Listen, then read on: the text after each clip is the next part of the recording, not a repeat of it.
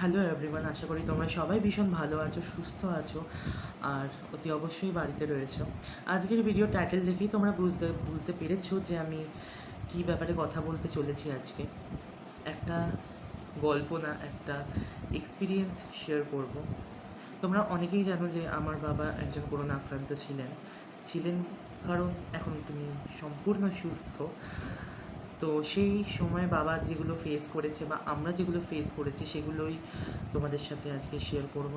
আমি অ্যাকচুয়ালি আমার ভিডিওটা বাবাকে দিয়ে করানোই ইচ্ছা ছিল, কিন্তু বাবা যেহেতু ক্যামেরার সামনে খুব একটা কমফোর্টেবল নন, তো সেই জন্য আমি নিজেই বাবার থেকে পুরোটা জেনে আমি তোমাদেরকে বলছি।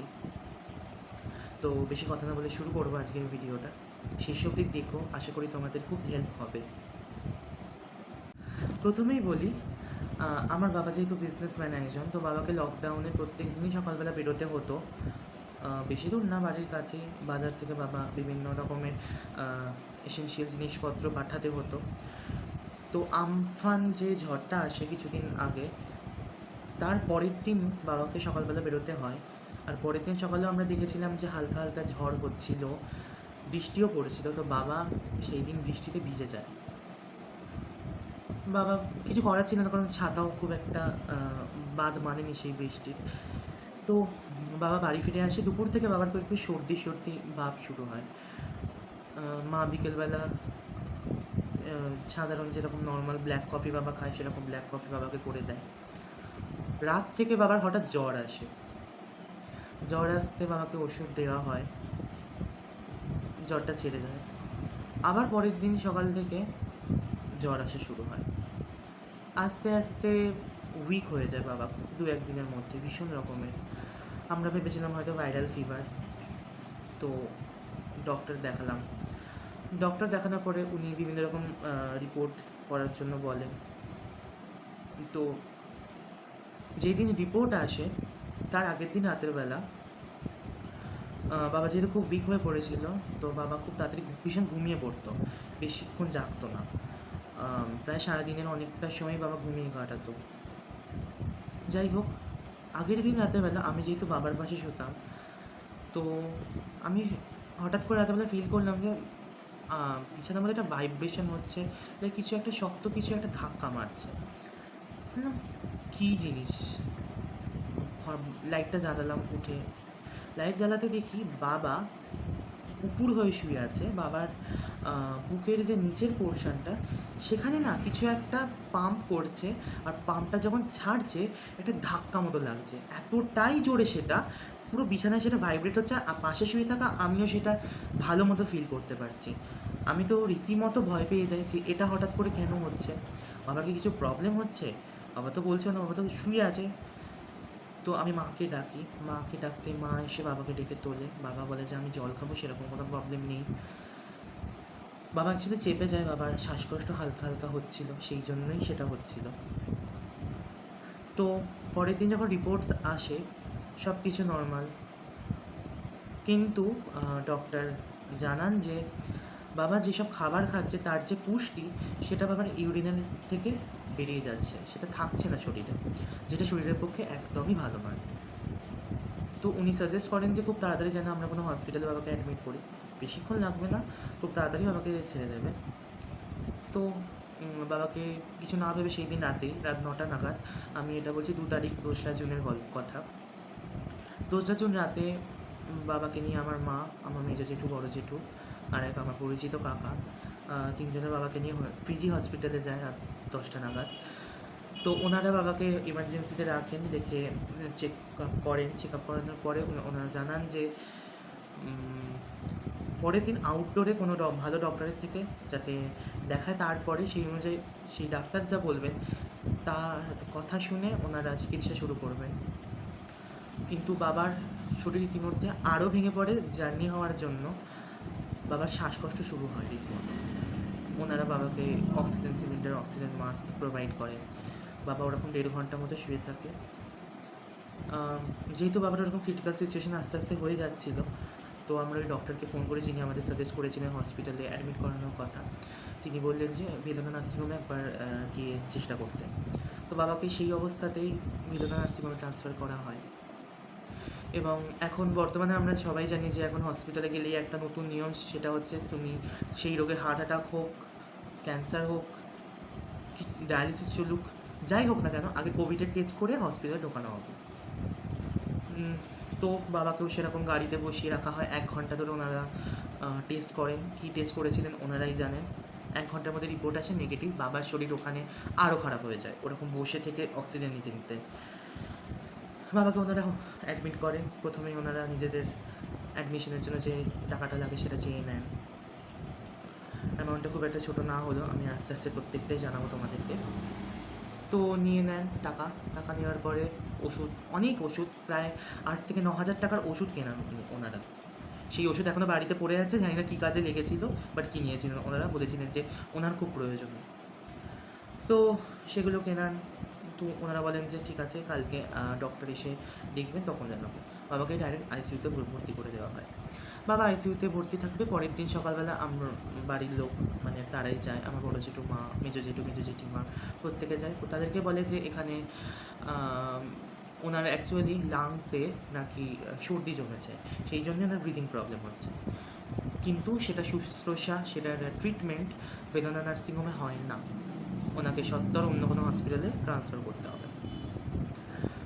সো কোনো উপায় না দেখে ওখান থেকে বাবাকে কিছু না ভেবেই, আগে কিছু না দেখে নিয়ে যাওয়া হয় সিএমআরআইতে, কলকাতার সবথেকে বেস্ট হসপিটালের মধ্যে একটা। এটা আমার ধারণা ছিল, এখন আর নেই যদিও। সিএমআরআইতে নিয়ে যাওয়ার পরে বাবাকে 2 ঘন্টার মতো বসিয়ে রাখা হয়, এটা বলে যে আইসিইউতে বেড আছে কিনা ওনারা দেখছেন। অত বড় হসপিটালে আইসিইউতে কটা বেড রয়েছে বা একজন রুগীকে নেওয়া যাবে কি না সেটা জানতে 1-1.5 ঘন্টা 2 ঘন্টার মতো টাইম লাগবে বলে তো আমার মনে হয় না। জানি না কেন উনি এরকম বসিয়ে রাখা হয়েছিল বাবাকে। শুধু এটা আমাদের সাথেই হয়নি, বাবা ওখানে থাকাকালীন আমাদের পরে আরও 3জন পেশেন্ট আসে, তাদের সাথে সেম ব্যবহার করা হয়। ওনাদেরকেও বলা হয় যে আইসিইউতে বেড আছে কিনা সেটা দেখছি আমরা। তো কিছু অগত্যা ওখানে বেড নেই ওনারা জানান, টাইম ওয়েস্ট করে। বাবার শরীরের হাল আরও বাজে হয়, বাবার প্রচণ্ড রকমের এক্সট্রিম লেভেলের ব্রিদিং প্রবলেম স্টার্ট হয়। তো ওখান থেকে সব থেকে কাছে বলতে হসপিটাল আছে হচ্ছে কোঠারি আর উডল্যান্ড। আমাদের একজন পরিচিত কাকু উনি সাজেস্ট করেন যে ফার্স্টে উডল্যান্ডে নিয়ে যাওয়াটাই বেটার। উডল্যান্ডে নিয়ে যাওয়ার জন্য যখন আমরা বাবাকে মানে অ্যাম্বুলেন্স চাই হসপিটাল থেকে, ওনারা জানান যে ওনাদের কাছে কোনো রকম অ্যাম্বুলেন্স নেই, ওনারা দিতে পারবেন না। তো সেই অবস্থাতেই আমার 2 জেঠু আবার বেদনাতে আসে। বেদনাতে এসে ওনাদের থেকে একটা অ্যাম্বুলেন্স চায়, যেটা ওইটুকুনি ভাড়া চায় 3,000 টাকা। অগত্যা কিছু করার ছিল না, আমরা নিরুপায়, উই ওয়্যার হেল্পলেস। সো টাকা দিতে হয়েছে। ওইটুকু রাস্তা নিয়ে যায়, 3,000 টাকা নেয়। ঠিক আছে, ভালো নিয়েছেন। উডল্যান্ডে যখন অ্যাডমিশন করা হয়, ওনারা নিয়ে নেন বাবাকে, নিয়ে ওনারাও আইসিইউতে ভর্তি করেন। তারপরে ওনারা আরেকটা কোভিড টেস্ট করেন, প্রত্যেক রুগীকেই ওনারা করছেন। পরে বলেছিলেন যে 24 ঘন্টার মধ্যে ওনাদের কোভিড টেস্ট চলে আসবে। খুব ভালো কথা। 24 ঘন্টা পরে খবর আসে বাবার পজিটিভ, কোভিড পজিটিভ। জানি না কী করে সংক্রমণটা হয়েছে, কোথা থেকে হয়েছে, আগেই এটা হয়েছিল নাকি, বা ওই বাবা যে এতবার রাস্তায় অ্যাম্বুলেন্স, গাড়ি, ট্যাক্সি, হসপিটাল করা হয়েছে, সে তার মাঝখানে হয়েছে, we have no clue, but হয়েছে। তো বাবাকে উডল্যান্ডের হসপিটাল থেকে জানায় যে এখানে কোভিডের ট্রিটমেন্ট হয় না, সেখান থেকে ট্রান্সফার করা হয় কোঠারি হসপিটালে। And that was the mistake. কিন্তু কিছু করার ছিল না, বললাম না, বাবার এতটাই শরীরের অবস্থা খারাপ হয়ে গিয়েছিল, এতটাই ক্রিটিক্যাল সিচুয়েশান ছিল যে ওটা ছাড়া কোনো উপায় ছিল না। বাবাকে ওখানে ভর্তি করে দেওয়া হয়, বাবা সুস্থ হয়ে বাড়িও চলে আসে। এর মাঝখানের যে বাবার জার্নি, এবার আমি সেটা বলছি। বাবার বলে যে বাবার ভেতরে খুব ব্যথা করছিল, মানে বুকের চারপাশটা যেহেতু অক্সিজেন নিতে পারছিল না ভালো মতো করে, সেই জন্য ভীষণ ব্যথা করছিল। আর সেই জন্যই বাবার ওই বুকের নিচে ওই পাম্পিং যেটা ছিল সেটা হচ্ছিল। তো হসপিটালে দেওয়ার পরে অক্সিজেন মতো দেওয়া হয়, বাবা অনেক অক্সিজেন ইনটেক করেছিলেন, যেখানে সাধারণ মানুষ 90 থেকে 95-এর মতো অক্সিজেন ইনটেক করে, সেখানে বাবা 25 থেকে 30-এর মতো নিচ্ছিল। অনেকটা ডিফারেন্স ছিল। কোটারি হসপিটালে বাবাকে প্রথমে আইসিইউতে নিয়ে যাওয়া হয়, এমন একটা আইসিইউ যেখানে কোনো অ্যাটাচ বাথরুম ছিল না।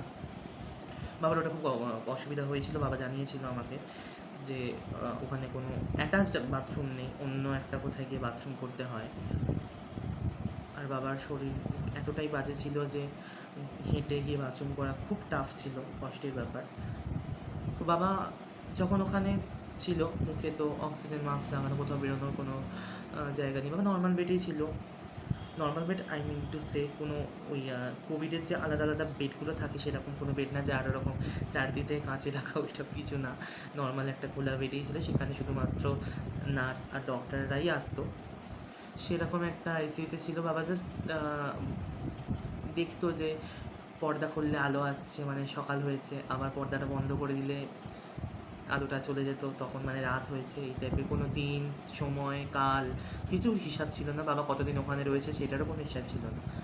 বাবা ভীষণ ডিপ্রেসড হয়ে গিয়েছিল, ভীষণ রকম ডিপ্রেশনে ভুগছিল বাবা। বাবার এটাও মাথায় এসেছিলো যে ওনাদেরকে বলে চলে যাই যে আমি সুস্থ হয়ে গেছি, আমাকে আর রাখবেন না, আমি আর পারছি না। ভীষণ ভেঙে পড়ে বাবা, কারণ 14 দিন অনেকটা লং পিরিয়ড। 14 দিন আমাদের কারোর সাথে, বাড়ির কারোর সাথে, ফ্যামিলির কারোর সাথে কোনো রকম যোগাযোগ নেই, কোনো রকম কমিউনিকেশন নেই।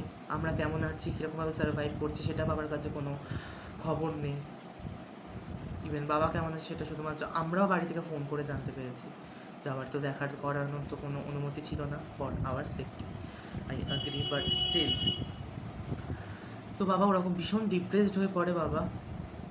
তো 3-4 দিন পরে বাবা যখন হেলথ অনেকটা ভালো হচ্ছিল, তো বাবাকে একটা নর্মাল আইসিইউতে, মানে কোভিড থেকে বের করে একটা এমন একটা আইসিইউতে রেখে, আরও কয়েকজন ছিলেন ওখানে কোভিড পেশেন্ট। বাবা বলে যে বাবা একদিন দেখেন যে একজন রুগী বাবার পাশে আসে, তার ডায়ালিসিস চলছিল। তো একজন কোভিড পেশেন্টের পাশে ডায়ালিসিস যার চলছে, এমন একজন মানুষকে রাখার, মানে আমি তো জানি না কী করে রাখে, হয়তো ওনাদের স্পেস কম ছিল, তাও খুব অড এটা। একজন কোভিড পেশেন্ট যেখানে রয়েছে তার পাশে, আর ডিস্টেন্সও কত বেশি হবে হার্ডলি একটা বেড থেকে আর এক পাশের বেডটা রেখেছিলেন। বাবা আস্তে আস্তে সুস্থ হতে থাকে। ওনারা মানে এটা তো যেহেতু কোনো ওষুধ বেরোয়নি, ওই জন্য ম্যালেরিয়ার ওষুধ, ইমিউনিটি পাওয়ার বুস্টিংয়ের যে ধরনের ট্যাবলেটস, ভিটামিনস, ক্যালসিয়াম, এই ধরনের বিভিন্ন রকম ট্যাবলেট বাবাকে দেওয়া হয়। তো বাবা ওরকমভাবে আস্তে আস্তে ওগুলো খেতে খেতে সম্পূর্ণ সুস্থ হয়ে এখন বাড়ি ফিরে এসেছে। বাবা বাড়ি ফিরেছে আজকে বৃহস্পতিবার, 1 সপ্তাহ হয়ে গেল। গত বৃহস্পতিবার মানে 17ই জুন বাবা বাড়ি ফিরেছে। আমি বাবাকে আনতে গিয়েছিলাম। বাবাকে বলেছে হসপিটাল থেকে যে 14 দিনের জন্য বাড়িতে কোয়ারেন্টিনে থাকতে, তারপরে বাবা আস্তে আস্তে বেরোতে পারে। খুব সুন্দর একটা জার্নি, আমি জানি যতটা সুন্দরভাবে বললাম অতটা সুন্দরের এক চিরফোঁটাও নয়। আমার লাইফ টাইম এক্সপিরিয়েন্স এইটা, ইভেন বাবার কাছে, নট অনলি বাবা, আমাদের প্রত্যেকের কাছে। যেই সময়টার মধ্যে থেকে আমরা গিয়েছি, আমি তো চাই আমার কোনো বড় শত্রুর যেন সেই সময়টা না আসে জীবনে। প্রথম কথা আমি যেটা বলবো সেটা হচ্ছে, ভালো দিক তো বললাম সব হসপিটালে, এবার একটু বাজে দিকেও আসি, কারণ যে জিনিসটা ভালো আছে তার খারাপও অবশ্যই রয়েছে।